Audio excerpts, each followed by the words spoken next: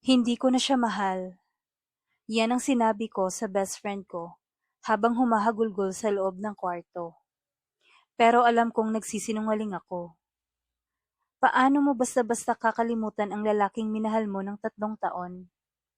Kahit pa malaman mong pinagpalit ka lang pala niya sa iba't ibang babae. Si Carlo, ang una kong pag-ibig, at ang una ring sumira sa puso ko. Makalipas ang ilang linggo ng pag-iyak, pagpupuyat, at pag-replay ng mga masasakit na alaala, napagod din ako. Gusto kong mawala, kahit sandali. Kaya sinubukan kong gumawa ng anonymous account sa isang app na hindi ko naman usually ginagamit. Parang chatroom siya para sa mga taong gusto lang makipag-usap. Doon ko siya nakilala. Username, Takip Silim. Kung gusto mong may makausap, nandito lang ako. Simple lang. Pero sa panahong lahat ng kaibigan ko ay tila sawa na sa drama ko, sapat na ang mensaheng yon para maiyak ako. Sinagot ko siya. Hindi ko alam kung anong gusto kong sabihin. Gusto ko lang marinig na may nakikinig. At doon, nagsimula ang gabing puno ng tahimik na pag-unawa. Ang usapan naming walang label, walang expectations. Ang pagkakaibigan namin sa likod ng screen. Anong pangalan mo? Tanong ko minsan. Tawagin mo na lang akong Ash. Sagot niya. Pwede ko bang marinig ang boses mo? Tanong ko ulit. Nagpadala siya ng voice note. Malalim ang boses niya. Parang may laging lungkot. Ang unang pumasok sa isip ko, lalaki siya. At hindi ko alam kung bakit. Pero unti-unting sumisiksik sa puso ko ang presensyang iyon. Minsan, napapaisip ako. Maliban na masaya akong kausap siya. Kahit hindi ko pa siya lubos na nakikilala.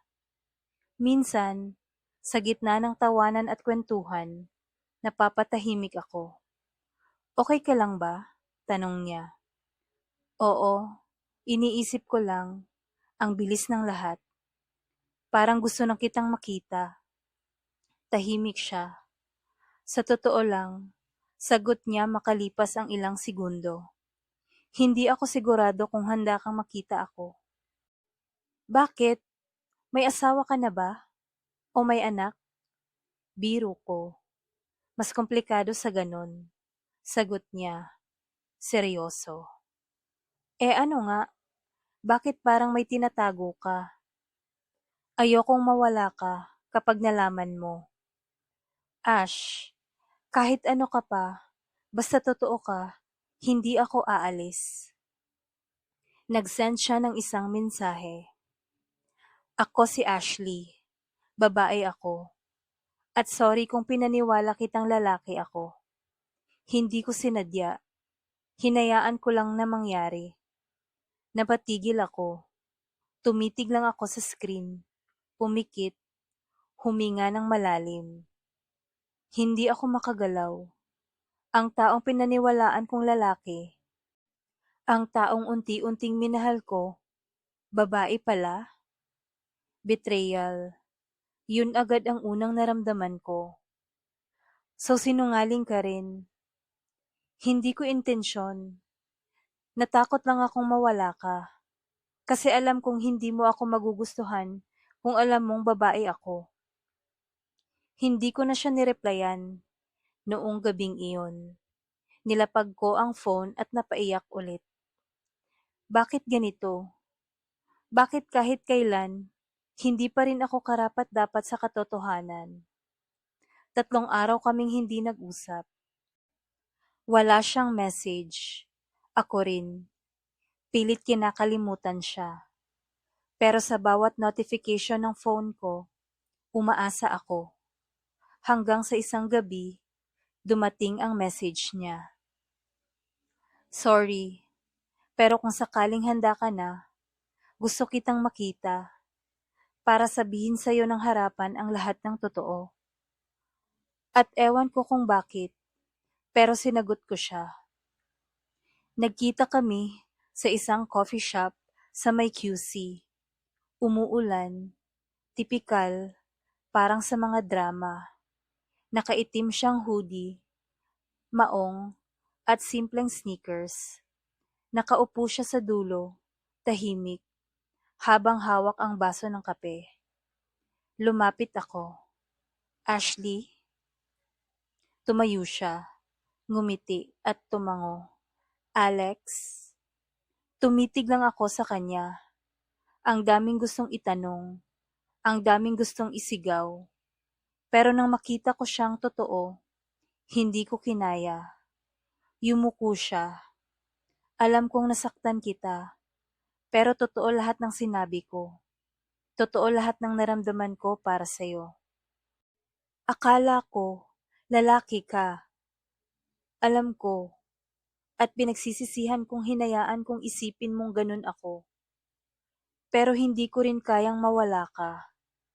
Tumulo ang luha ko. Sa dami ng lalaking sumira sa'kin, ikaw pa, na akala kong lalaki, ang bumuo ulit sa puso ko. At babae ka pala. Kung hindi mo kayang mahalin ako, bilang babae, tatanggapin ko. Basta alam mong hindi ko sinayang ang nararamdaman ko sa'yo. Tahimik lang ako. Tapos, ngumiti ako sa gitna ng luha. Alam mo, minsan iniisip ko, baka maling tao lang talaga ang minahal ko noon. Pero ikaw, hindi ko nakita yung kasarian mo, Ashley. Narinig ko yung puso mo. At sa puso ko, ikaw ang naging tahanan. Mula noon, unti-unting bumalik ang mga araw na masaya ulit ako. Hindi naging madali. Maraming tanong ang paligid, maraming judgment. Pero kapag kasama ko siya, wala akong pakialam. Si Ashley, ang taong hindi ko inaasahang mamahalin, ang naging dahilan kung bakit naniwala ulit ako sa pag-ibig. Isang gabi, habang magkasama kaming nakaupo sa park, niyakap niya ako mula sa likod. Kung may pagkakataon akong baguhin ang lahat, sana mas maaga kitang nakilala. At sana naging matapang ako agad para sabihin ang totoo. Humarap ako sa kanya. Hinawakan ko ang mukha niya. Kung hindi mo ako sinaktan sa una, baka hindi ko rin natutunang patawarin ka. At kung hindi mo ako pinili, kahit babae ka, baka hindi ko rin naisip na pwede pala akong mahalin ng tunay. Nagkatitigan kami. Unti-unting lumapit ang mga mukha namin. Hanggang sa naramdaman ko ang init ng hininga niya sa labi ko. Pwede ba kitang halikan? Tanong niya. Marahang pabulong. Tumango ako. At sa sandaling naglapat ang labi namin, parang tumigil ang mundo. Malambot at mabagal. Puno ng pangako. Hindi ito yung halik na nagtatapos sa sakit. Ito yung halik na nagsisimula ng bagong simula. Pagkatapos ng halik, niyakap ko siya ng mahigpit. Hindi ko inakalang ikaw pala ang dahilan kung bakit ako iniwan ng iba. Bulong ko. Kasi ikaw pala ang tamang darating.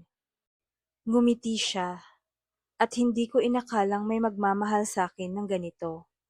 Kahit babae ako.